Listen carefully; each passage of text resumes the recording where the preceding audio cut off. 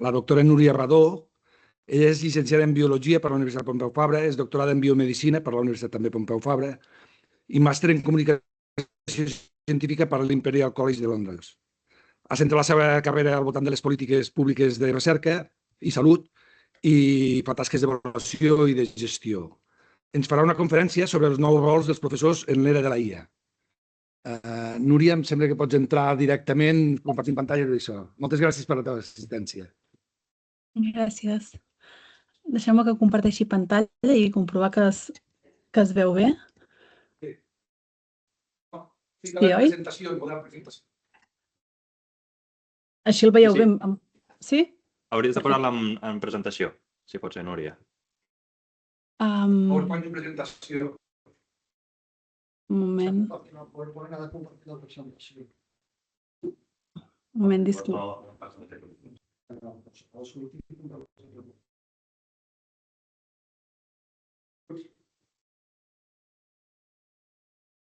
A veure...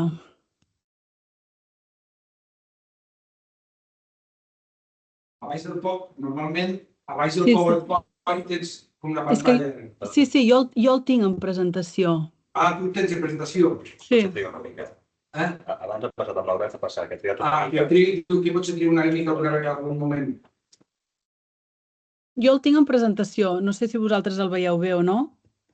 De veure bé, sí, l'únic que veiem és la transparència del cantó, les petites. Pots anar parlant tranquil·lament i es veu bé, Núria? Sí? Bueno, si no el podeu veure en model presentació, deixeu-me que llavors sí que es faig més petit això. Va. Sí, està bé. Però igualment jo me'l poso en model presentació per si trigués a carregar-se que finalment funcioni. Bé, moltes gràcies per convidar-me. Jo ja m'han presentat, jo em dic Núria Radó, jo vinc del món de la salut i de la recerca en salut, però soc aquí sobretot per explicar la meva experiència docent. Actualment estic fent classes a la Universitat Autònoma de Barcelona i a la UOC, a la Universitat Oberta de Catalunya. Intentaré no repetir-me amb la presentació del doctor Sabater, si bé he de confessar que hi ha una imatge que tenim exactament igual, però bé, suposo que és habitual. El doctor Sabater ha acotat molt bé, jo crec que aquesta és la meva opinió, el marc en el qual moure'ns, per tant jo tampoc insistiré en de què parlem quan parlem d'intel·ligència artificial, només dir que, com ja he dit, és un camp molt ampli, on podríem anar des de Google Maps a una simple calculadora, i a mi m'agradaria avui parlar sobretot del que ens ocupa als docents aquests últims anys, que és de la intel·ligència artificial generativa, sobretot, del que coneixem més habitualment com ChatGPT i tots els seus derivats. I m'agradaria parlar de com això impacta en el nostre rol com a docent i si el modifica realment. El títol de la xerrada són Nous rols del professorat en l'era de la intel·ligència artificial i a mi m'agradaria afegir-hi un signe interrogant. O sigui, existeixen realment, necessitem nous rols del professorat en l'era de la intel·ligència artificial i intentaré no ser massa provocadora, però aquesta és una mica la meva tesi, qüestionar la premissa. Evidentment, no pretenc dir ni si és bo ni si és dolent. És evident que la intel·ligència artificial forma part del nostre dia a dia, per tant, el que pretenc és dir, o que crec que tots som aquí per preguntar-nos com adaptar-nos-hi o per mirar de com fer millor la nostra feina cada vegada i no de qüestionar si això és bo o és dolent. D'altra banda, també ja excusar-me perquè no descobriré la sopa d'all. Segur que tot el que diré vosaltres ja heu reflexionat i simplement intentaré explicar la meva experiència, les meves reflexions i intentar portar un granet de sorra en aquesta reflexió. I aquesta és la imatge que tenim amb la que ha acabat l'Albert, el doctor Sabater. És evident que, i això ho diuen i ho diem tots infinites vegades al llarg del dia, que la intel·ligència artificial aporta moltes oportunitats i planteja molts reptes, planteja molts desafiaments. Un dels desafiaments probablement és aquest de si realment hi ha nous rols o necessitem nous rols com a professors. Però n'hi ha d'altres i m'agradaria, abans de poder respondre aquesta pregunta o abans de poder descriure aquests nous rols que representa que hem de tenir, saber quins reptes, quins desafiaments tenim i ens planteja la intel·ligència artificial. òbviament, podríem fer una tesi doctoral al respecte. Seran 4 pinzellades. M'hauria agradat... Núria, un moment, Digue'm. sisplau. Hi ha alguna Sí. que no està funcionant bé perquè tu estàs passant transparències, però nosaltres no, Sí. encara estem en la primera. Ah, No ens estan passant les bueno, transparències. si no, tampoc és tan explicativa, el PowerPoint. Puc parlar sense PowerPoint, si Val, voleu. doncs gairebé Sí? millor... Doncs us deixo de compartir. Com que després a l'article sí que apareixerà tot Sí. el PowerPoint. Cap problema. Les Sí. diapos acompanyaven, no són ni molt menys imprescindibles. Merci. Doncs, evidentment, el que plantejàvem és quins són els desafiaments de la intel·ligència artificial que ens poden portar a qüestionar si realment nosaltres necessitem, com a professors, un nou rol a l'aula. Com deia, són múltiples els desafiaments i els reptes que ens planteja la intel·ligència artificial i el que ens planteja la intel·ligència artificial en tant que docents, com a docents. A mi m'hauria agradat fer una dinàmica aquí participativa i preguntar-vos a vosaltres què opineu, quins són els desafiaments que vosaltres considereu, quins reptes hi ha. No tenim temps de fer això, per tant, el que he fet és una mini petita recerca prèvia i és aquestes últimes setmanes, preparant la xerrada, intentar parlar amb diferents professors universitaris que tinc a l'abast. Òbviament no és una recerca rigorosa, això, però per saber què opinen la gent que es dedica o els que ens dediquem a fer classes a la universitat, que són els reptes de la intel·ligència artificial a dia d'avui. N'hi ha molts i m'ha agradat agrupar-los en 4 grans blocs.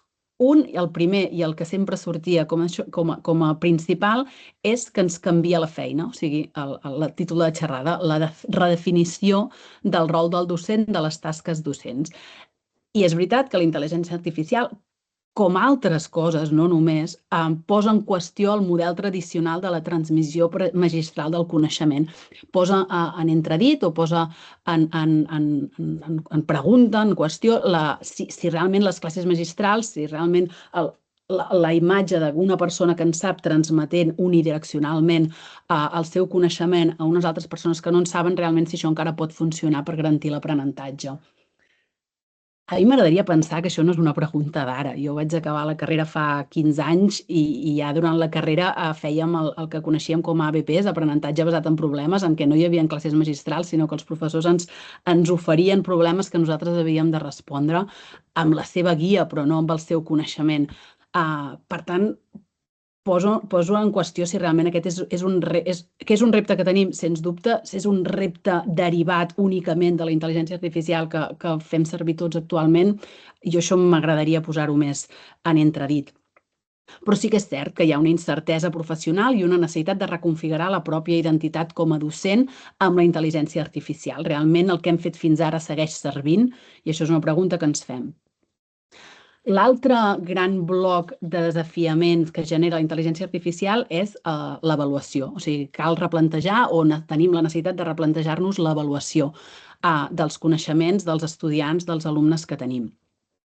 La intel·ligència artificial generativa pot produir textos, pot produir codis, pot resoldre problemes més o menys complexos, això l'Albert ens ho ha explicat ja, i és veritat que això pot provocar que costi, que hi hagi dificultat en detectar l'autoria real del treball. Llegeixes un treball i potser no saps si l'ha escrit, o potser ja cada vegada més sabem si l'ha escrit l'alumne o el ChatGPT, però és veritat que a vegades pot costar més. I, per tant, també pot ser més difícil d'assegurar l'aprenentatge dels coneixements avaluats, per tant, l'honestedat acadèmica. I alhora, deixeu-me ser provocadora, també em pregunto si fins ara era així, si fins ara que un estudiant pogués respondre unes preguntes d'un examen perquè havia estudiat un tema, podíem quedar-nos tranquils que es garantia el seu aprenentatge. No ho tinc clar del tot, tampoc. Però és veritat que davant de la intel·ligència artificial, sobretot generativa, ens cal repensar què avaluem i com ho avaluem. I, òbviament, tenim la necessitat o l'obligació, pràcticament, de dissenyar activitats que siguin tan poc vulnerables com sigui possible a l'ús indegut de la intel·ligència artificial. Una pràctica habitual, que segur que no sóc l'única que faig, és posar els exàmens a ChatGPT i a veure què respon. Si ChatGPT és capaç d'aprovar un examen que he preparat, probablement el problema no és de ChatGPT, sinó que el problema és meu de que no he preparat un bon examen perquè no estic avaluant uns coneixements profuns, sinó una informació determinada. L'Albert ha posat, el doctor Sabater ha posat també l'exemple de detectar errors. Això seria molt més difícil que ho fes una intel·ligència artificial. Però sí, el gran bloc és replantejar-nos l'avaluació. El tercer gran bloc és com garantir l'aprenentatge dels alumnes, òbviament, com garantir l'aprenentatge dels estudiants, com sabem que saben escriure, anant a coses molt bàsiques, sense posar-nos en disciplines concretes, com sabem que saben escriure si ens ho redacta ChatGPT, com aprenem a pensar si ho preguntem tot a ChatGPT, com serem creatius si tot depèn de com hem entrenat la màquina. I això també l'article que ha citat el doctor Sabater, de que la dependència de la intel·ligència artificial ens fa menys creatius, ens fa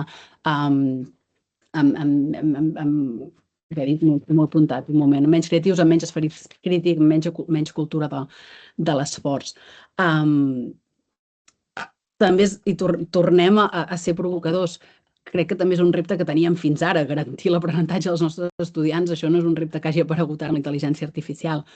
Però és veritat que si ara a sobre no som capaços d'explicar i de posar en context els resultats de la intel·ligència artificial, ni de saber valorar els biaixos que hi hagi, perquè tant de bo si ho fes ChatGPT, si ChatGPT ho fes bé, però també ho ha comentat l'Albert, evidentment hi ha molts biaixos que genera la intel·ligència artificial generativa actualment, que reprodueixen i que amplifiquen.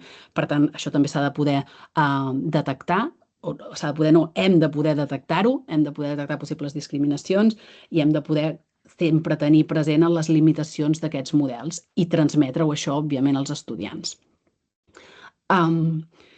I l'última gran preocupació, n'hi ha d'altres, però l'últim gran bloc que he volgut destacar en aquesta xerrada és la sobrecàrrega de treball que ens provoca als professors l'auge d'aquestes noves tecnologies. La tecnologia avança molt ràpidament, com ja sabem, i la nostra capacitat d'aprendre i de reciclar-nos és limitada i la capacitat institucional d'actualitzar formacions, protocols, currículums també és limitada. Per tant, tant les universitats com el mercat laboral com la vida en general pressiona per integrar la intel·ligència artificial, però no sempre és tan fàcil de fer. Per tant, hi pot haver ja no només aquella bretxa digital, sinó també una bretxa pedagògica depenent de quin ús de intel·ligència artificial i com de preparats estiguem nosaltres com a individus i nosaltres com a institucions també. Aquests són els 4 grans desafiaments que he volgut destacar perquè em serveixen per portar la reflexió sobre els nous rols dels professors a dia d'avui, però evidentment n'hi ha d'altres i que també el doctor Sabater ha comentat, la gestió de la privacitat, la gestió de les dades, les desigualtats d'accés també ens podem trobar amb diferents tipus d'estudiants i que no tots puguin accedir a aquesta intel·ligència artificial i, òbviament, desafiaments ètics sobre citació, sobre detecció de biaixos, etc., de desinformació, els drets d'autor, etc. Però anem primer a la primera conclusió respecte a aquests desafiaments i que ens porta a plantejar-nos els nous rols dels professors. Per mi d'aquí en trec 3 petites conclusions. Una, com ja sabem, el repte no és tant tecnològic, sinó que és pedagògic, ètic i institucional, amb el que hem vist. Que per mi el rol del docent en general, la missió del docent és exactament la mateixa amb intel·ligència artificial o sense intel·ligència artificial, fer que l'alumne aprengui i fer que l'alumne s'enamori, si em permeteu dir-ho així, del coneixement, per tant, garantir tant la qualitat educativa com el sentit de la feina docent, de la nostra feina.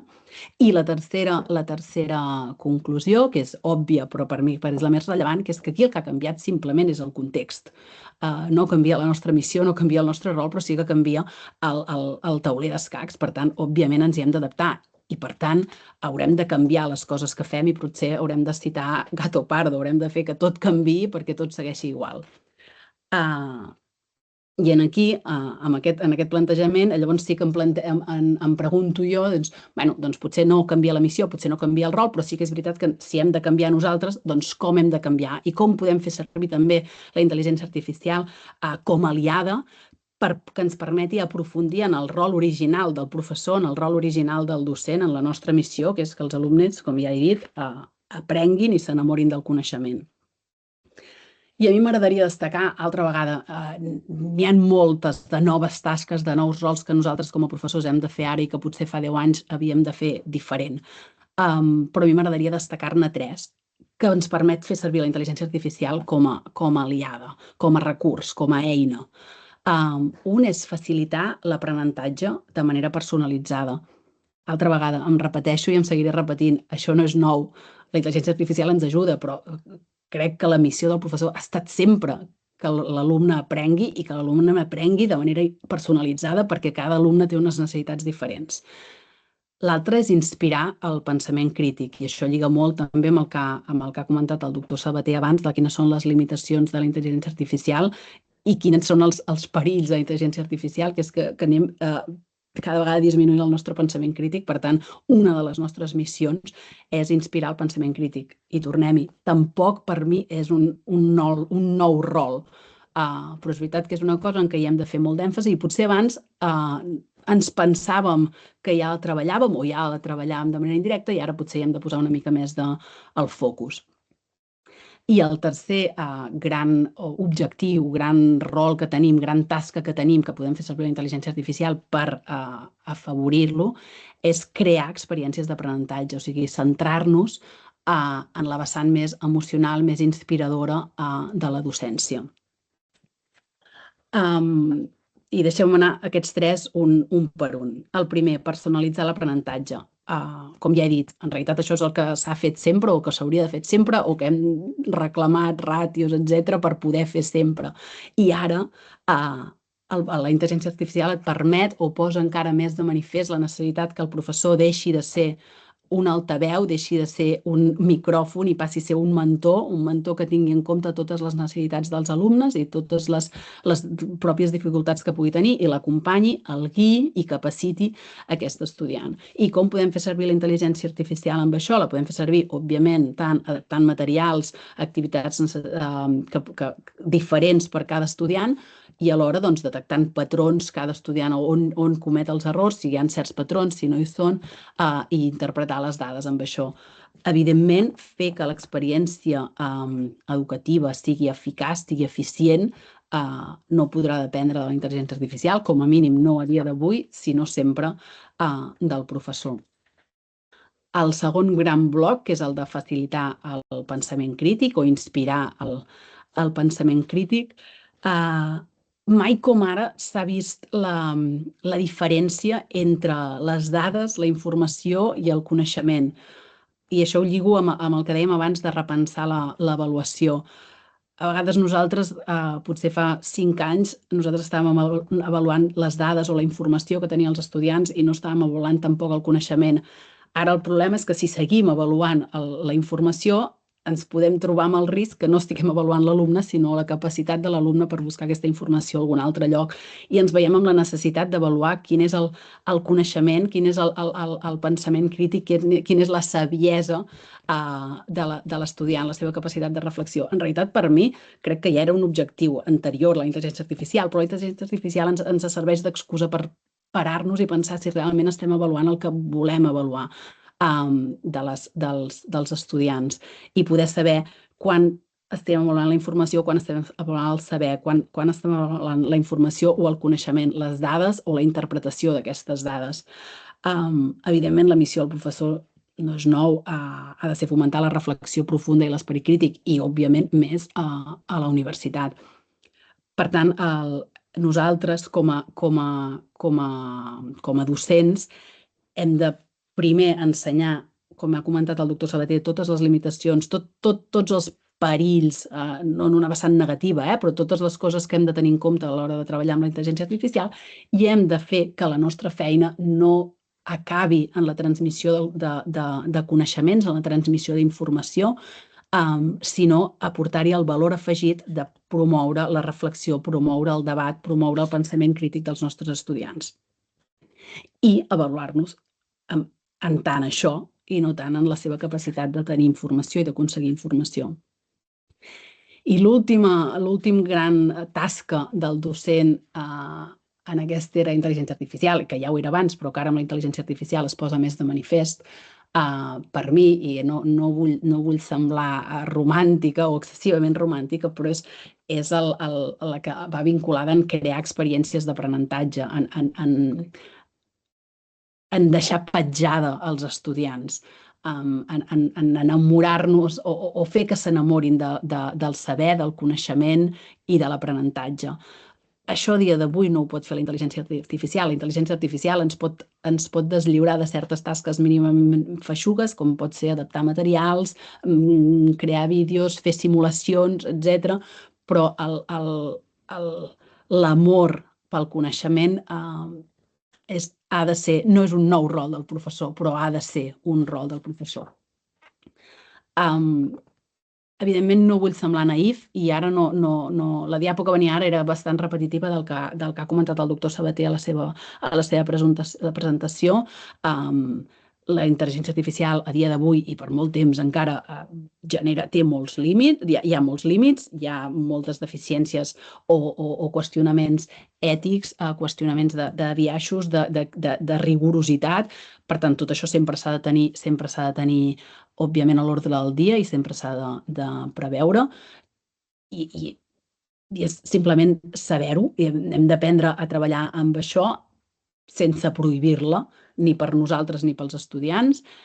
I això, òbviament, tampoc hem de ser naïfs. Això porta, i és veritat, i això lliga amb el que comentàvem del desafiament de la sobrecàrrega de treball, això porta una necessitat d'aprendre, de desaprendre i de reaprendre de nosaltres com a docents i una adaptació institucional, per tant, una adaptació de la universitat que s'adapti a incorporar aquestes noves tasques, aquests nous rols dels docents a les seves estructures i de reconèixer-los i de valorar-los adequadament. I això no és fàcil, probablement no es farà d'un dia per l'altre i probablement ens portarà més feina. I, evidentment, i m'ha agradat el símil del cotxe que ha fet servir el doctor Sabater, que anem amb cotxe no vol dir que haguem d'anar sempre amb cotxe, podem seguir fent servir la bici, podem seguir anant a peu, depenent de tot, depenent de com, doncs, evidentment, també oblidar-nos que podem fer servir la intel·ligència artificial, evidentment, la podem fer servir com a aliada, evidentment, no necessitem fer-la servir sempre. I això també ho hem de tenir clar nosaltres i ho hem de deixar clar als nostres estudiants. Aquestes eren les tres grans coses, per tant, la conclusió, i ja se m'ha notat perquè m'he fet un fart de repetir-la, és preguntar-nos, no tant descriure quins són els nous rols dels professors, del professorat en l'era d'intel·ligència artificial, sinó fer-nos nosaltres la nostra pròpia pregunta, si realment ha canviat tant la nostra missió i el nostre rol com a professors. Perquè si canvia, la meva tesi és que si canvia molt a dia d'avui és que potser tampoc estàvem fent el que tocava fa un temps, però bueno, aquesta és la meva humil opinió en aquest sentit. Però les conclusions és: el rol del professor per mi és el de sempre, és vetllar perquè els alumnes aprenguin i enamorar els alumnes amb el coneixement. Sí que és cert, no podem ser naïfs, que el món, el context ha canviat i el món s'ha fet probablement una mica més complex i això ens impacta, òbviament, i ens hi hem d'adaptar sense perdre mai la nostra missió original, la nostra missió primera. I l'altra conclusió és que necessitem fer servir la intel·ligència artificial com a aliada en moltes de les nostres tasques, però això òbviament porta a que nosaltres haguem de treballar prèviament, de formar-nos, reformar-nos i reciclar-nos, i que evidentment necessitem les eines institucionals, estructurals, per poder-ho fer i per poder seguir fent bé la nostra feina, bàsicament, fer bé la nostra feina, que és el que hem de fer els professors, i hem de fer totes les disciplines i tots els oficis. I d'altra banda, m'imagino que tots opinem el mateix, però jo crec que no queda gens en entredit el rol del professor, o no queda gens en entredit, deixeu-m'ho canviar així, el rol del bon professor. I fins aquí la meva presentació. No sé si hi ha preguntes, havia deixat una mica de temps, 5 minutets per preguntes, o si ho voleu fer després o no ho sé.